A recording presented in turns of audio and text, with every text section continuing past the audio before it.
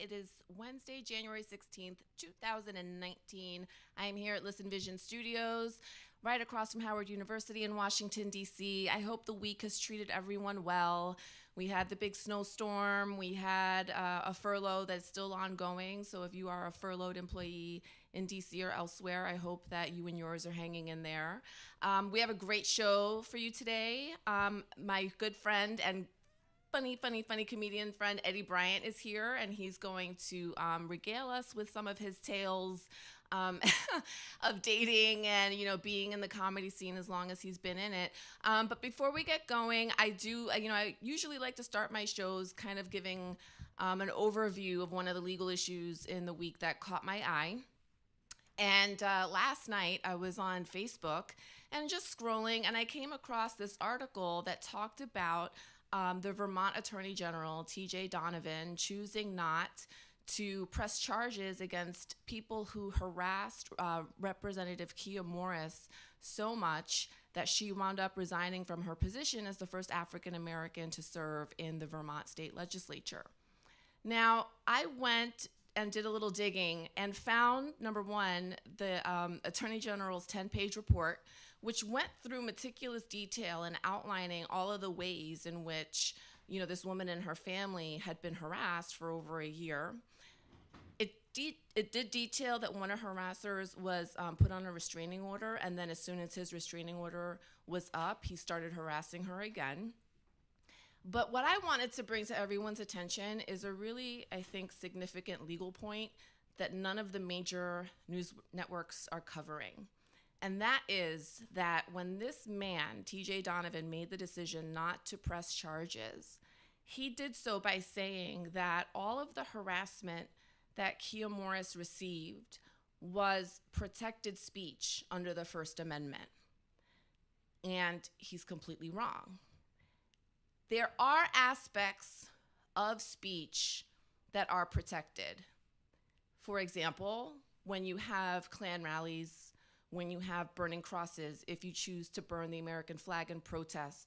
We did see racist images of the Obamas during their time that they were in office, and they have been, lambasted on every social media, outlet that there is.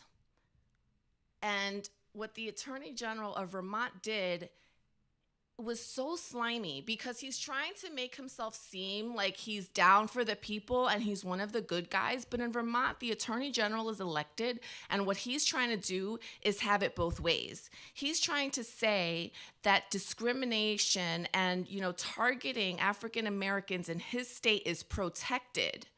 And at the same time saying, but while you guys, are free to, harass people as much as you want, let's try to stop on our own and say kumbaya and hold hands and all get along.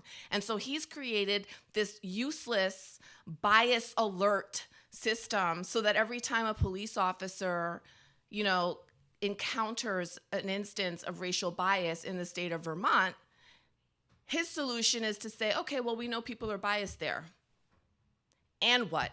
You just said you're not going to arrest anybody for harassing people. So what the fuck good is it to have, a network of alert systems that really aren't going to do anything other than pinpoint places in which the police are violating the civil rights of Vermont citizens? Because here's the thing.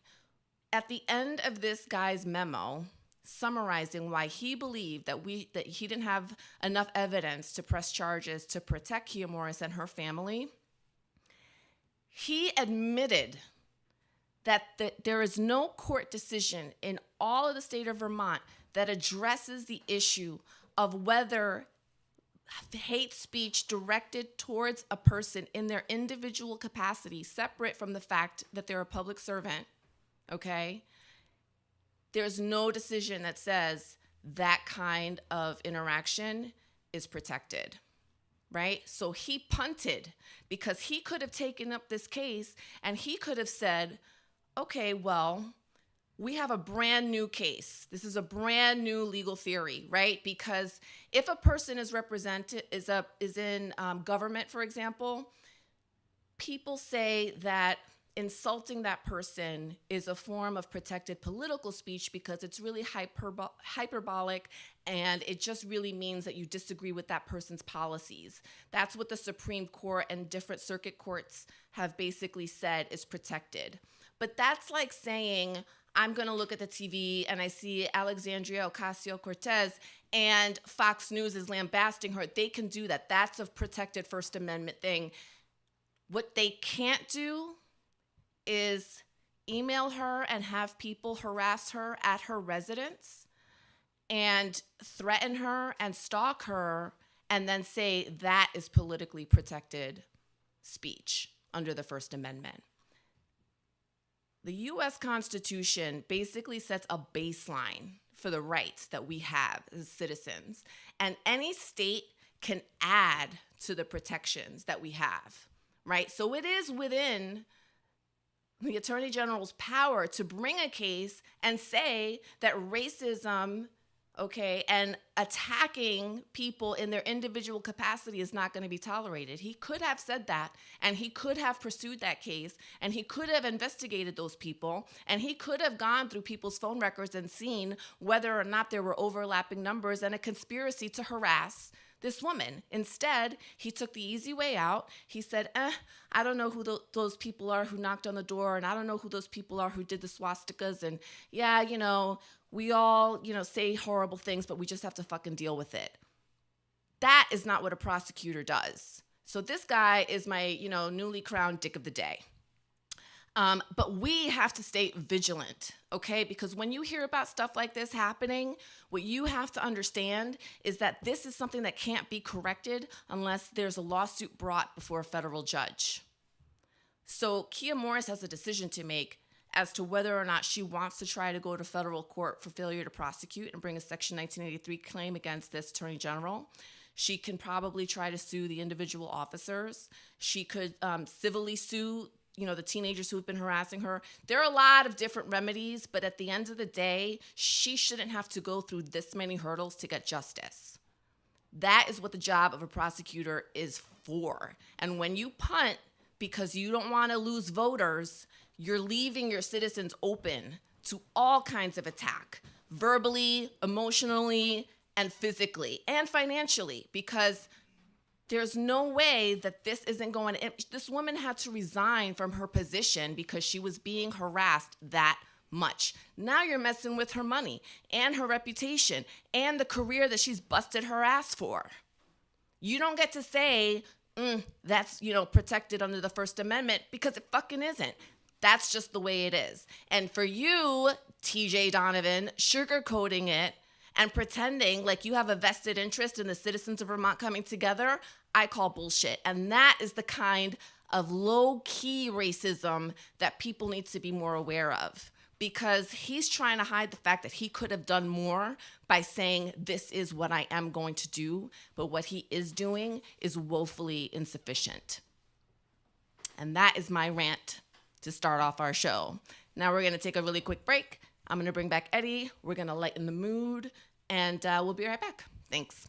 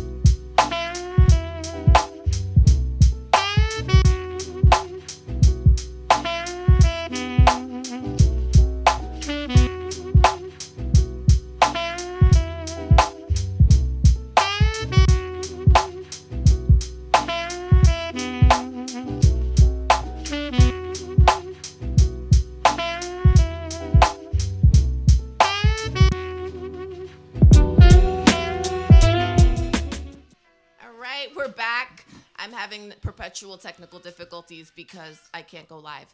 But we're back with Eddie Bryant. Yay! Hey. Look into that camera. Hey. There you go. Right there. Welcome. Why do you have your headphones on? Oh, He's settling in. Say hi to everybody, hey, Eddie. everybody. This is your boy, Eddie Bryant. What's happening? Yeah, so Eddie is a comedian. For Yeah. those of you who don't know, he's been in the D.C. area for, tell us how long. I'm a D.C. resident. I'm not a transplant. I was born here, non-gentrified, non-genetically modified D.C. Washingtonian. Which quadrant? Northeast, northeast. Northeast. Known as North. North. East. Okay, Northeast. I got you. Northeast. You gotta say it together like Northeast. Northeast. There you go. All right. There you It's go. a different kind of accent, but I Yeah. got you. That's cool. So how long have you been doing comedy? I've been doing comedy. I'm going into year 15. Year 15? Mm-hmm. Yay! Yay. Oh, Anthony Oakes is in the background being fabulous with I've Kevin. been full time. 12. So how does full-time comedy work? Explain this mystical, magical, wonderful thing that I would someday, like to do, that I hear some people talking about doing, Yeah. but it just seems like so unattainable. Well, I mean, it is show business. So if you handle your business, then the show will be profitable and you'll be able to earn a living. Mm-hmm. So, you have to, you got to sell them tickets. Right. How many tickets we sold this month? Right. So in other words, like you make your own opportunities, produce your own shows, sell your own tickets, and that's how you're generating your own because income. I don't have an agent. I don't have a manager. I don't have, I'm not in the, I don't live in Hollywood. I don't live in New York. Right. I don't have handlers. So, Which also means you get to keep all your money. Yeah, you got to spend it too. Yes, that's true. It takes money to make money. So there are no backers, you know what I'm saying? So you just have to make sound investments and produce content that your audience that you're building an audience in the community that they like to come enjoy your brand of show. Right. So that's the, There's a lot of different brands floating around. I think the most successful right now in DC is The Overachievers by Martin Amini. Just started his show over at the DC Improv. How many tickets they sell a year? That I don't know. That I know. I don't know. So I'm doing this is year 5. I'm just saying this is a transition that just happened. I'm like, I understand. But yeah. I mean, congratulations to them, no doubt. More comedy, more comedians working. That's great. I think to say the most successful, I think you got to venture around and check out the comedy shows. Okay. Mm-hmm. I get you. That's valid. Mm-hmm. So we're not even gonna go there anymore. Yeah. No, let's go. We can go. We on the show. Well, no. But here's what I mean to say is you have to look at it from my perspective. Okay. Like I'm a newbie. I've been in it for 2 years. 2 years. Okay. I'm working on getting a solid 20. I think I've got a tight 10, and year 3. a slightly tepid 15. You know what I mean? So I'm looking at it okay, these are people who are 6, 7, 10 years out, who are making moves and doing things with respect to producing and getting their show into different venues. I'm not looking at it from the level of someone who can make it a career. Well, that's we all totally start. We all thing. start at the same point. That's the beauty about comedy. We all start where you sit, where where we all sit. I haven't arrived. You know what I mean? I don't. 15 years in, not a household name. Right. It's 5 people in this room. Only 2 of us know who I am. That's me and you. And Anthony. Oh, Anthony, you been in my show, Anthony? No. See, no, you ain't never been in my show. No, you ain't never. I haven't. You're right. But you are DC legend. Thank you. I appreciate it, but you ain't came see it. You know what I'm saying? He's like, how you gonna call me a legend and you ain't never seen me? Great about relationships. Right. Now that we've talked and said, Okay, now, here's my show. boom, I'll be there. done deal. Yes. All right, There you go. Anthony. He's Anthony in my neighborhood. Anthony. With an F. We don't do the T's. But, yeah, so, you gotta try your hand at, I don't know. We year 3, I was on TV by year 3. Okay. You know what I mean? But what do you mean by TV? What's TV? TV can Where they mean a say lot of things. coming to the stage. Okay, on television. Okay, because right now, no, but I'm just saying, right now, And they say TV your name. can mean you have a fucking walk-on part in a See, this commercial. Now you got a credit. You know what I'm saying? So No. I'm just trying to figure out, like, No. what does TV mean? Yes. No, TV means coming to this, your IMDb says appears as self, writer, talent. On IMDb. On IMDb. Okay, so now I know personally Yeah. what that is. Yeah. Yeah. That's No. that's a lot. Where's the production? Where's your name Right. in the production? Yeah. Gotcha. Yeah. Okay. As a comedian. So 3 years in as a comedian, you Yeah, had we your did first real credit. No. 3 years in, I was on TV. My You were on first TV. real credit, 2008.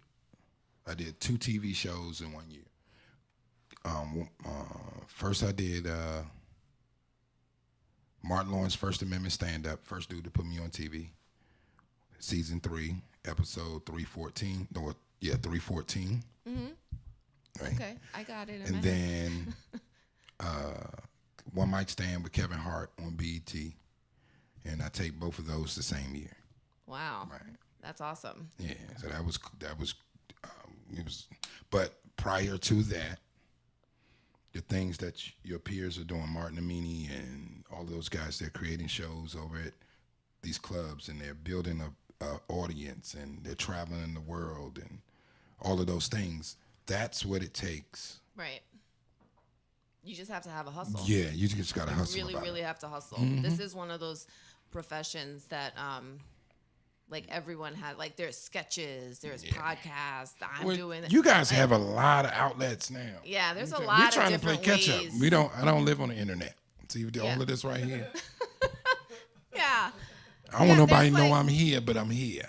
You know what I mean? Like Yeah. I don't live here. There's Instagram video, like Rollo Man. Boykins has like the funniest movie reviews, like 40 seconds, and like, and he's building his brand and his base that way. So Yeah. it's really just a matter of like being, I think, savvy in terms of like how you can hustle efficiently. Yeah, that's the. I think that. Okay, are we gonna get? Okay, let me say this. Oh shit. When it comes to stand-up comedy, okay, the goal is to build an act that you get real hard belly laughs every time you do your act. Right. Your act, not a remix of somebody else's act, not I took their premise, I flipped it into my own way, and all of that old new age cut corner cliff notes. Yes. You know what I mean? So, let's get where the laughs at. Gotcha. Comedians, we look for the laughs. All the likes and followers, that's all well and fine. You get all those people to come see you, and you don't make them laugh. And the first 5 is slow. Yeah. Yeah, it is a hard. It's a hard. You can't get them back. You can't get them back. You can't get them to spend another dollar with you. And you just up there just trying to replace the people that you lost. But if you, on the front end, you worked on your act, Right. and that's solid. When you get somebody, you got them. Right. And that's what I guess, right now, for me, I thought, like, I started out doing, producing mics and things like that as a way to get to know people and to give myself some stage I time. call that research. And Yeah. that As that in was you market trying to research. doing the back end. Oh, I'm gonna try this comedy thing out. Let me see, be a boss first, and then I can. Do No. that. What I was trying to do when I started was, here's a quick anecdote. When I was in law school, all the like Hispanic and black kids, there were only like maybe 20 of us out of 120. And we all like would like click up and like try to gather. But the problem was that the vast majority of us didn't have like that kind of educational background. So we were struggling. And one thing that I noticed was that like the white guys in the class were the first ones to like pop up in the air with the hand, chase literally chase the professor trying to get an answer. And to me, like, I would just watch them be so bold. And culturally, like, we were brought up as not wanting to like disturb our elders or bother. We're going to try to figure it out on our own. And my grades suffered the first year because I was trying to figure out a lot by myself. Okay. Right? So the second year, I was like, I'm going to act like a white man. If I have a question, I'm getting that question answered that day. If I have follow-up, I'm emailing this professor. And I'm meeting every professor every Friday from now to the end of the semester. And they're going to give me practice exams. And they're going to tell me how I'm doing, because that is what I saw all of my white peers doing. And my grades went through the roof, because now instead of like the blind leading the blind and spending 5 hours in a study group, I could spend 15 minutes in the office, have my answer, and keep it moving. So my approach to comedy and really anything is the same way. I kind of don't want to reinvent the wheel. Mm-hmm. For me, it's about, okay, this is a scene. I don't know what a comedy scene is. So the best way for me to join the scene is to go around to the mics. I don't know about a scene. Well, what I'm saying to you is, like, that's what I came. Like, I took the class at the DC Improv. Oh, okay. I took the class because I was new to the area. That's good. And I was like, oh, I don't know anyone. Maybe this will be a cool way for me to, like, meet people. And I got the bug because I used to perform in other avenues when I was a lot younger. But then they just give you, no, I didn't dance. I know you didn't dance, I'm just saying. Although, funny fact. I could have. Fun fact, one of my grandpas used to own a go-go bar. Yeah, it's since closed, but he had this go-go bar in Union City, and it was like this long U-shaped table with the poles that you had the stools up. I've been there. So the girls were, and you probably were. I'm sure. Johnny's Go-Go in Union City. That's when they had just titties and the bottoms be on. How you doing? He never let me in at night. That's the worst. So I only saw it when it was closed. Oh, what's you doing? I'm bored as fuck. But I never danced. No, so that was kind of like my approach was kind of like, okay. And then I also am a problem solver. So if I went to a mic that started late, that didn't have people, that like, the sound wasn't working, or like the light bulb went off in the middle of the thing. And one that I went to, I had a pipe dripping, and it wasn't like Big Hunt. It was like somewhere in the boonies. It was like this water leaking brown shit. And I'm like, I can do better than this. Not to like front, but I'm just like, I know how to put together events. I've been on boards. I've put together. So that was my thing. I'm like, I want to be able to feel like I have a little bit of ownership over my experience, because otherwise I'm just at the mercy of people who would like be happy to have me sitting 4 hours for 5 minutes. And I gotta work the next day. You're supposed to go through that. When we were coming up, we sat in the back of Jokes on Us Comedy Club every weekend and be like, why are they on stage and I'm sitting in the back of Jokes on Us Comedy Club? I mean, I still go through that. I'm just not saying. getting on. Now, but what I'm saying, and then on Monday, every Monday, we had to go to Tacoma Station to get some stage time. Right. And Tacoma Station's Monday audience was the most vicious audience on the planet. If you bombed, they were going to embarrass you, and they were going to let you feel it. And it wasn't no, I'm going to go. Who were your contemporaries at the time when you were going out? Tacoma, who the people that were? Okay, so Tacoma Station, when I was starting to get on stage, was hosted by Willie Robo, Skiba, Red Grant, Joe Clay, and Dominique and them had just left and went to L.A. Robo took over. Now, Robo had this thing when he was hosting and you were up there dying, a slow death. He had a keyboard and he would play the Jaws music. That's horrible. God. As you're bombing. So that's how I know I haven't really experienced. Bum bum bum bum. Bum bum bum bum bum bum. And then the quicker you bomb, the music get faster and you up there sweating as bees, Bum bum bum bum bum bum bum. And then when you get off, everybody, just going at you, booing you. That's terrible. But yeah, Amber Fisher, the U-turn, for sure. I'll tell them the U-turn. But you're on there and you're bombing, but your goal was like, I'm going to not bomb next week. You got that. Right. So you're like, you know what? I'm going to get this audience. I'm funny. They're not going to make me quit. And I'll be back here next week, and I'm going to get them. And then you come back next week, and then you bomb again. You bomb like until you don't bomb no more. But the thing about bombing is, if you as a comedian say you've never bombed, you are not growing as an artist. You are not taking chances. You're probably stealing material. Because you're not taking chances. You're not being true to you.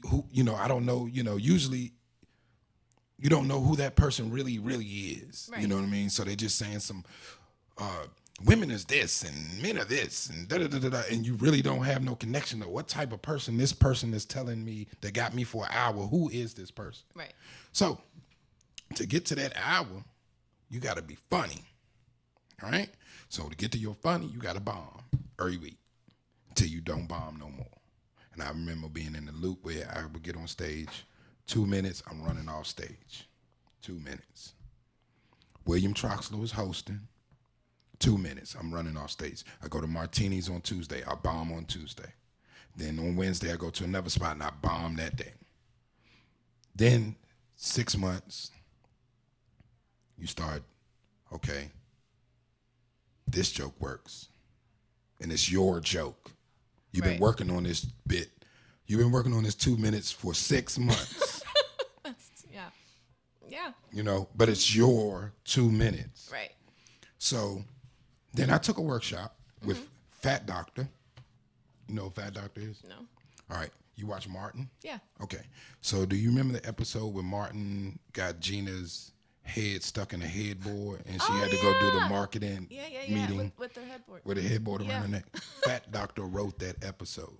Oh, wow. Do you remember the episode where That's My Mama Bird, where Gina killed Martin's mother's bird? Yeah. Right? And remember that? That's my mama bird, Gina. That's my mama bird. Yeah. Fat Doctor wrote that episode. Okay.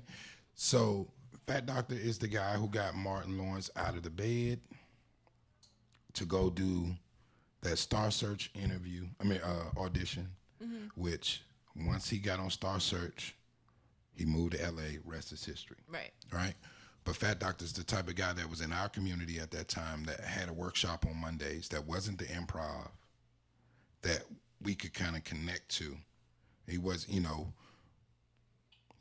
so we can really get our hands on how to write a good joke. What is setup, premise, punchline? What is, how does your stage presence? And he would, Monday you come here, you do your workshop, then you go get on stage at Tacoma Station and bomb. And then you come back next week. Right. And tell me why'd you bomb? This is why you bombed. Blah blah blah. Okay. So we did that, and I wrote a joke in that workshop that got me on TV. But I wrote it in when I came to class because he gave you assignment. When I came to class with that joke, he said you tell that joke every day, every time you get on stage, and I did it, and it got me on TV. So you know what I think that's interesting because I sometimes feel like self-conscious about repetition, especially if you go to the same spot the same week, like every week people are hearing the same joke. Joke is funny. If it's funny, it works. Yeah. My buddy Cootie, high school friend, tells me this joke every time, and it's funny, right? So Eddie, what's the funniest joke in the world? You stink. It's stupid. Yes. That's his favorite joke, and every time he tells me, we both laugh. It's because that's Cootie. His name is Cootie. Yeah, it's Cootie. So I mean, yes. Well, it's Alonzo, but he Cootie to us. So a booker isn't going to book you until they know that you are consistently funny. I'm not paying for something that I cannot get. I just got burned by a comedian. I booked him. I've been putting him on all for about 2 or 3 years. Please let me do your show. Please let me do your show. Brought him in, did the show. First show, he did okay. Right? Second show, horrible. Damn. That sucks. I can no longer book him again. And the problem was there was no consistency. If you don't know your act, Right. how am I supposed to know it? How am I supposed to put you with this artist and then the show goes boom, boom, boom? Right. How? So work on your. How long you think it took Richard Pryor to write and perform That Nigga's Crazy album? A couple years. 3. Yeah. For 1 hour. Yeah.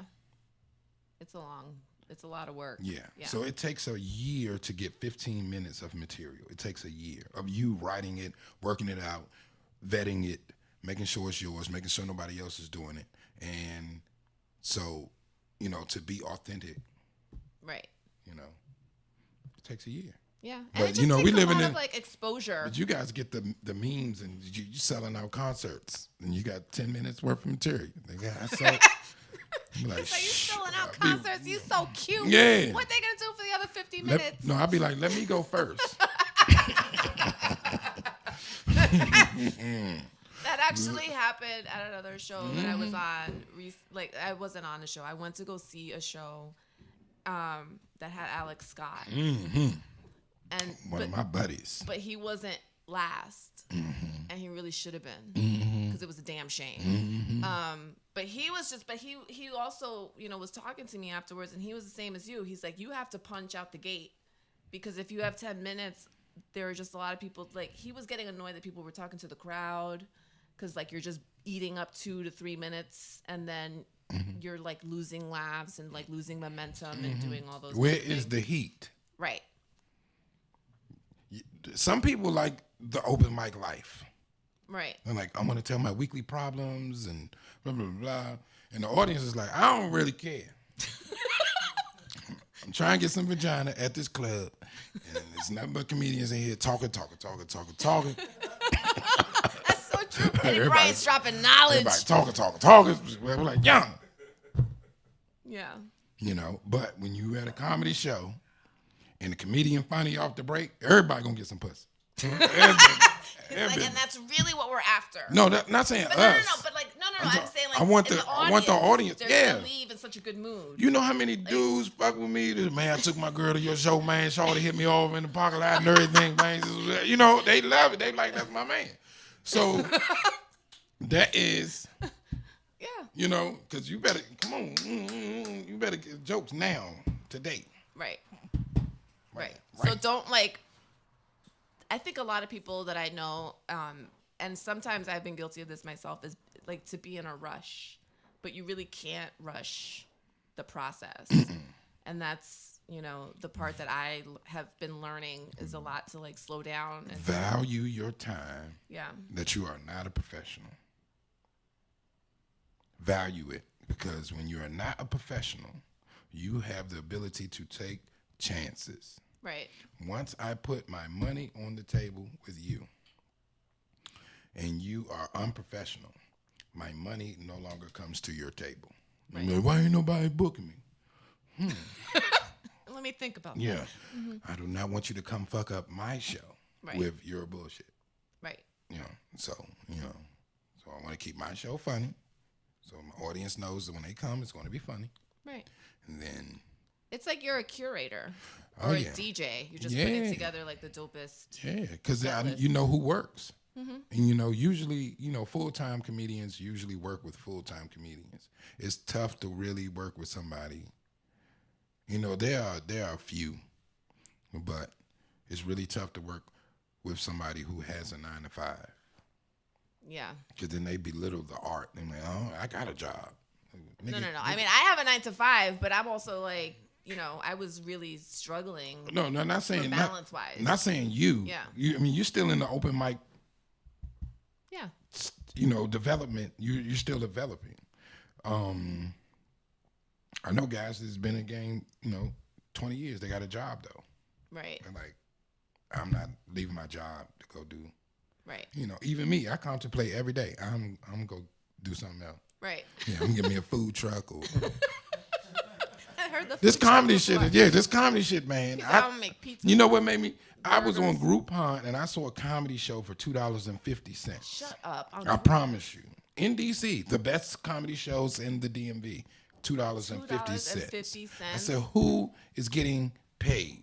Nobody. Right. We didn't. When we were coming up, it was $100 spot Monday through Thursday, and big money Friday, Saturday, and Sunday. Big Alex money. says the same. Yeah. Yeah. Y'all, I got $25 and some drinks. I'm like, what? You know I got a daughter, right? You got a daughter, you know what I'm saying? Yeah. Alex got kids. What you gonna do with $25 At free drink. and free drinks? Yeah. His wife is gonna be looking at him. You're not going out this motherfucking house. You're not going no motherfucking way with no motherfucking drinks and chicken wings and come back in here. You can't get no vagina with $25 in your pocket with your wife. You can't bring that back. I guess that's true. Yeah, you cannot. But still, okay, so speaking of, like, we're going to slightly pivot because it's cuffing season. Oh, it's cuffing season. Okay. Are you cuffing? Am I cuffing? Are you cuffing? Thank because you. we were talking about current events, and he was like, it's been a really hard time to get pussy lately. Oh, yeah. Well, I was only saying that because R. Kelly been on for 2 weeks, and it's been hard to Okay. express our love in the truck.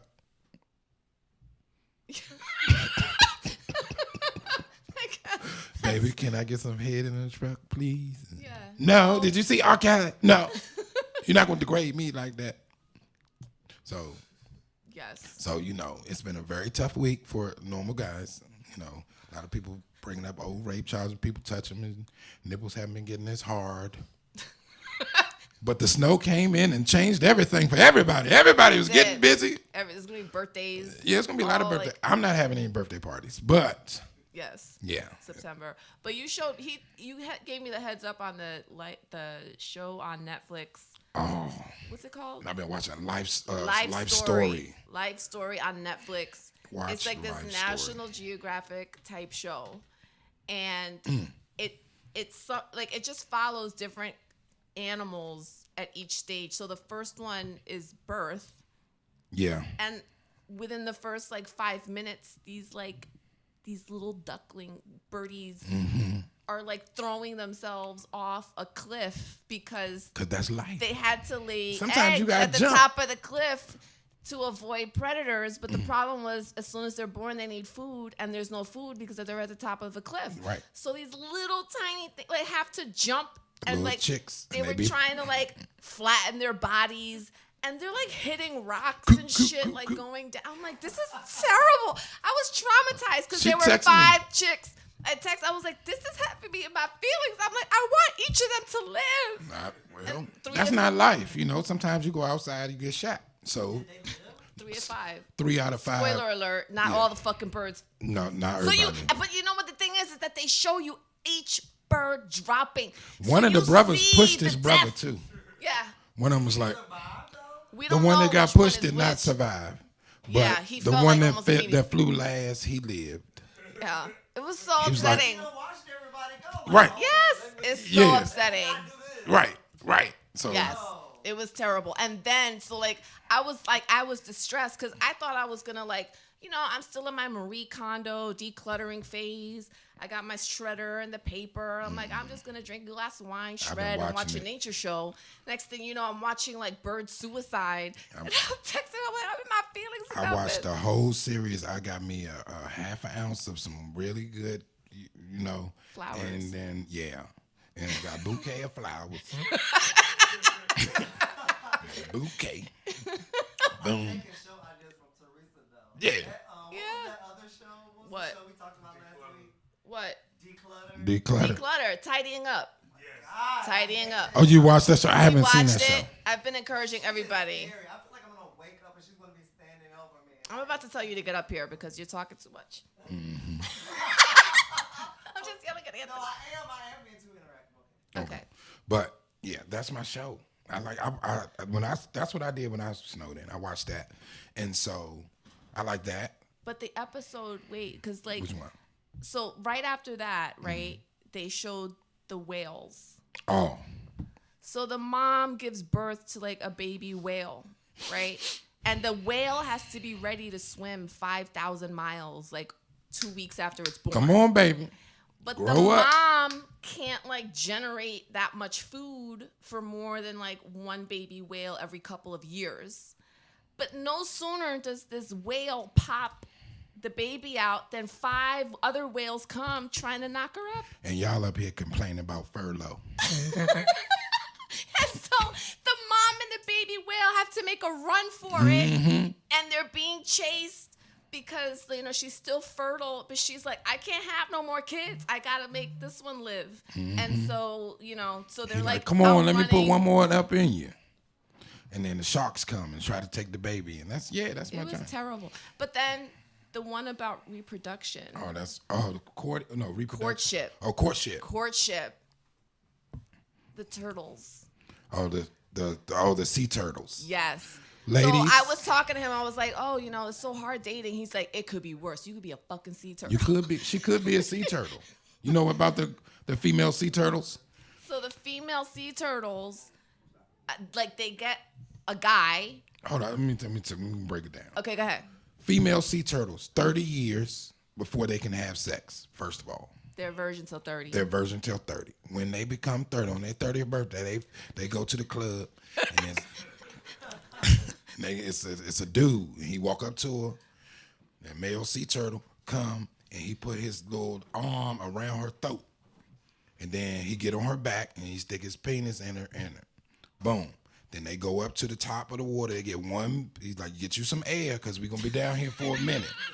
They go to the top. They get some air. Then they go down. Now, while they having sex, now she with it. She let you know she with it because she circled him. Right. She was like, okay, I'm with it. She's like co-signed on this dude being the one. Boom. So then, boom. He got an arm around, boom. Dick in, boom. Quarter breath, boom. Go underwater, boom. Go underwater.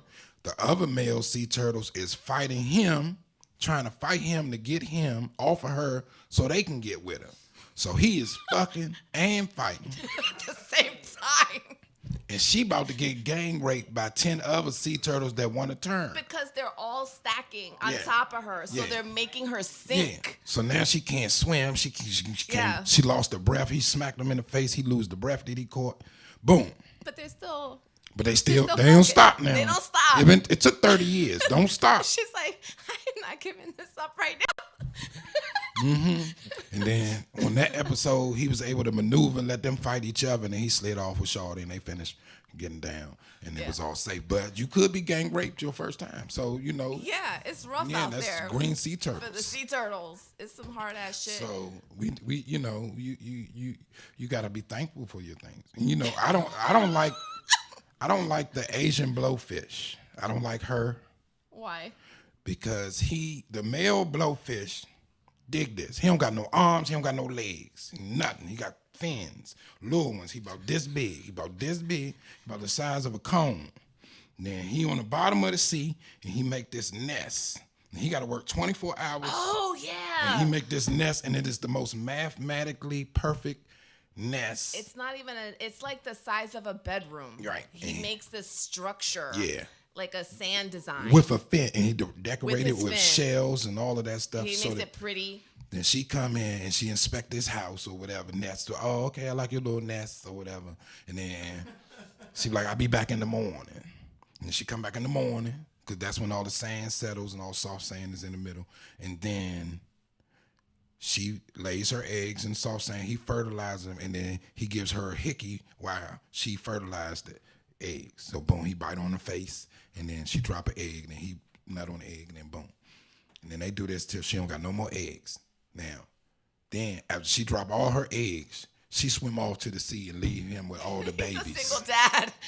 He a single father He's after a that. single father, and it was kind of like he built her a mansion, and she came to it and was like, And bust all over the joint and I then think left. it's all right. You did a good job. Like, she inspects it for precision, and if there's one mistake in it, Life she story. gets turned off and leaves. Life story. And he brings the shells to like make it. It And but happens when you at DC zoom out, Court Building every day. do you remember that movie Signs? It looked like if when you look from above and you saw like the symbols, that's what it looked like in the show. Because from above, it looks like this whole big intricate design that this little tiny fish He worked ain't had no 24/7. paper or nothing. He just designed the whole thing. He said, boom. Yep. And she left.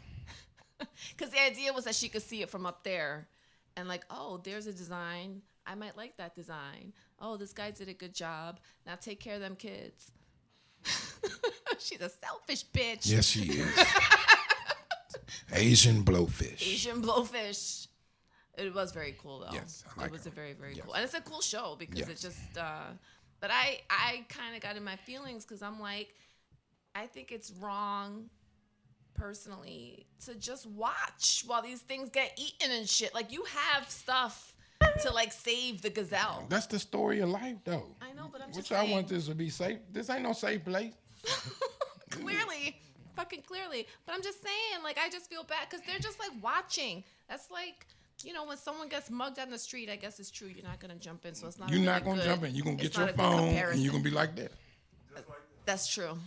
Now that I'm thinking about it, but it is sad. Like the little duckies or birdies, Oh, yeah. whatever they were, Yeah. they were cute. What about the one about the bird that they only get one partner in life? Oh yeah. So like the other thing, like my very first episode, we had Randolph and Elena, and I was telling them that I saw, I think it was on Netflix, this documentary called Monogamish. And it's just about this one guy said, if you have 3 marriages and 3 affairs, you've slept with 6 people. But if I'm married to one woman for 20 years and I have like maybe 1 or 2 on the side, like why is that wrong? But your method of repeatedly divorcing is okay. So he was just, so the thing was coming at it from the perspective of like, if you're open and you're committed to each other, then you shouldn't be afraid of, you know, your person I'm going to need y'all to write that down for me. 'Cause dipping out and coming back. that never works. There's a whole movie about people Who who are is apparently this making bitch? it work. I'm just telling you. So it's monogamous. So I asked them, like on the show, I'm like, do you guys think that that's a real thing? And so it turns out in nature, there is like this example of monogamy because these birds, like, Yeah, will they die waiting for They the will other wait. one. Yeah, they will do that. That's the only species that does that. Right. Everybody else is like, Yeah, we'll keep it moving. Thanks for this time. I'll see you next season. yes, yeah. You know, so, you know, it all depends what cultures. You know, we live in a culture where I guess you're supposed to get married and be one person till you die. Right. But the reason that this also became a thing was because Jada Pinkett Smith on the Red Table, she had an episode with Will, and she was saying, you know, you may not like what someone else needs to be happy, but who are you to say they can't have this thing? Because you're really not loving that person if you're not giving them the freedom to be who they are.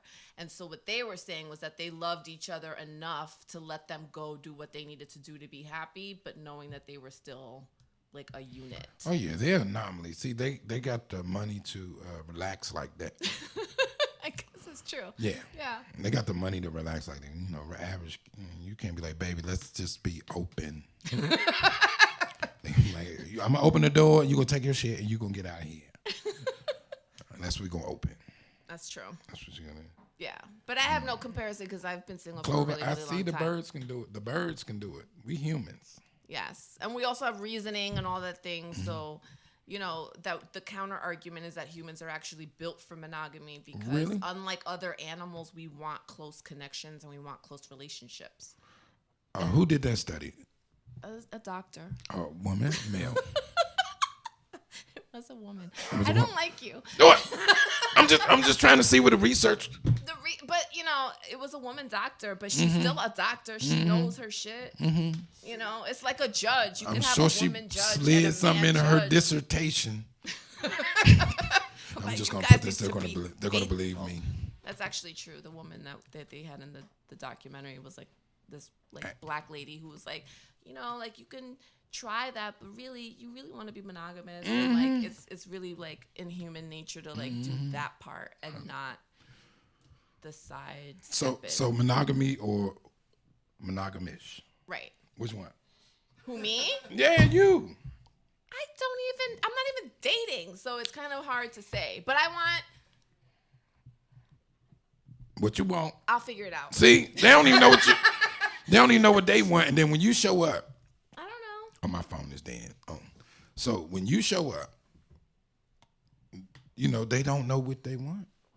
That's true. And But that's then- why I'm not dating, because I don't know what I want. It's Yeah. not fair to date a dude and not know like what I need to be happy right now. So I'm on my little like I told you I was going to be celibate this year. That's good. Celibacy 2019. We'll see. It's more like, an overarching idea more than it is like a resolution. You're gonna be very unhappy this year. I'm just saying. We I all wanna, need human. Somebody gotta touch me this year. Yeah, we do, but I need this Sunday morning. That's my thing. You gotta plan better. I've had a lot of Saturday nights. I need the Sunday morning. You know what I'm saying? Okay, yeah. Okay, see. All right. What kind of guy do you like, Teresa? Come on. What's the guy? Or girl? I don't know. It's 2019. So like on Stars, Power, it would be like Ghost without the drugs. Like a club owner.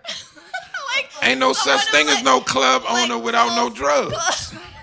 Like Ghost without the drugs. Name a club owner you know that don't got no drugs. I'm Name just saying, one. like a guy who's business oriented, who's got goals, who wants to improve his life and is good looking and educated and smart and street smart.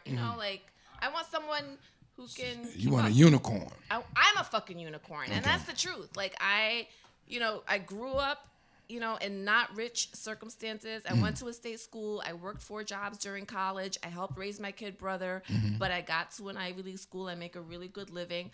I'm unmarried, no kids. I'm a fucking gem. And I just want a nice band to put it in. Like it Okay. has to be, it's not going to be a tin band. It's going to be a guy on my level. Okay. And it doesn't have to mean, that's not a financial thing. That's just somebody I can talk to and have a conversation with, and I can really be myself. So money doesn't matter? No. It doesn't, as long as you're not playing video fucking games all day. You know what I'm saying? You have to contribute something of value to the house. Okay. Whether that's, some people are married to guys who are the handiest men alive, and so he's not bringing in home bucks, but he could build a deck and he could fix the house, and you're saving money other ways. You know what I'm saying? So Okay. it doesn't have to be How are you? Are you dating? not yet, Why? because I just told you I'm trying to be me. No, you're supposed to go out on a date once a week. Okay. You're supposed to date multiple guys. Everybody that asks you out on a date, you say yes. Nobody asks me out on dates Why? because I don't think. Let me see your inbox. I don't believe you. Let me see your inbox. You will see it. We have 15 seconds, so I'm just gonna tell you. We're gonna bring you back. Are you gonna come back so we could talk about the dating? Yes. You're gonna be my dating coach. When are we doing this comeback? We only have 15 seconds in life. That's it? Yeah, We done? in almost. Oh. We're gonna close Okay. out. We're not done. Okay.